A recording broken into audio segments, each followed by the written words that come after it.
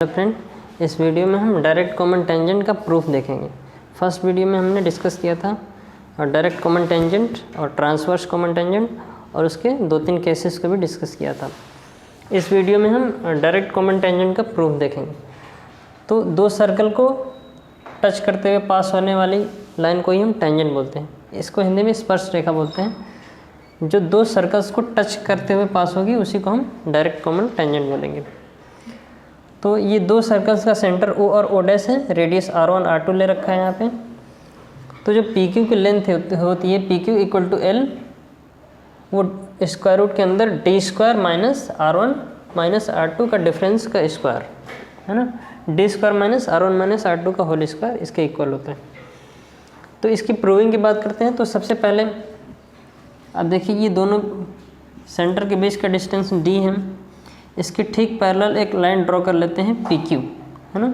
इसको कंस्ट्रक्शन में ले सकते हैं। यहाँ पे जो QM है वो पैरेलल है OO' है ना। ये जो लाइन है D, दोनों सेंटर के बीच का डिस्टेंस, ये एग्जैक्टली पैरेलल है ये वाली लाइन जो हमने कंस्ट्रक्ट किया अभी। तो अगर यहाँ पे देखें तो एक ट्रायंगल बन रहा है, right angle triangle PMQ। PMQ क्या है? एक राइट एंगल ट्रायंगल है, तो इसमें पाइथागोरस थ्योरम लगा सकते हैं। तो PMQ में ये वाला जो टेंजेंट होता है, टेंजेंट और रेडियस के बीच का एंगल हमेशा 90 होता है, और 90 के ठीक सामने वाली जो साइड होती है वो हाइपोटेनस होती है। तो यहाँ पे जो हाइपोटेनस होगा वो क्या हो जाएगा? QM हो जाएगा ना। तो यहाँ पे एग्जैक्टली क्या होगा? QM square equal to PM square plus PQ square ना। तो जब यहाँ से PQ निकालेंगे तो PM को राइट हैंड में शिफ्ट करना पड़ेगा। PQ निकालने के लिए PM को लेफ्ट हैंड में शिफ्ट करेंगे तो QM माइनस PM का स्क्वायर आ जाएगा। यहाँ पे जो PQ है वो वही लेंथ है जो टेंजेंट की लेंथ ले रखी है, L हो जाएगा। QM क्या है? QM दोनों सेंटर के बीच का डिस्टेंस D। अगर ये दोनों पैरेलल लाइन्स है, अगर ये पैरेललोग्राम है या फिर रेक्टेंगल होगा तो उस केस में ये दोनों लेंथ सेम हो जाएगा। तो QM क्या है यहाँ पर? d² हो जाएगा। और PM अगर देखा जाए, ये PM तो ये तो R2 इसके पैरेलल लिया है तो ये भी R2 हो जाएगा। इसके ठीक पैरेलल है। अगर ये पैरेललोग्राम बनेगा, पैरेललोग्राम अगर ये पैरेलल है तो डेफिनेटली पैरेललोग्राम बनेगा ना। तो उस केस में क्या होगा? ये दोनों पैरेललोग्राम की अपोजिट साइड्स इक्वल हो जाएंगे। तो ये जो टोटल लेंथ PO है जो कि R1 है ना, टोटल लेंथ R1 है।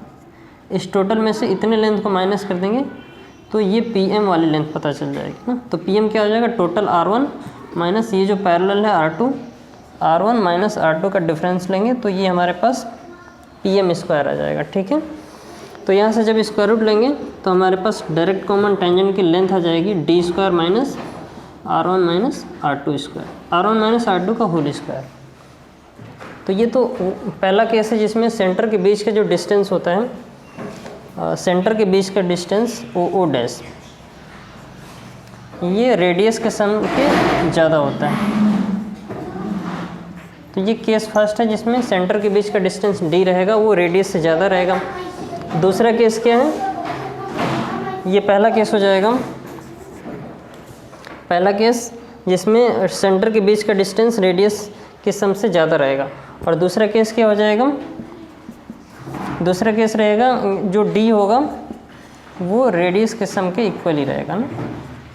तो उस केस में क्या होता है, जो डायरेक्ट कॉमन टेंजेंट की लेंथ होती है वो 2 × square root of R1 × R2 हो जाती है। अगर इस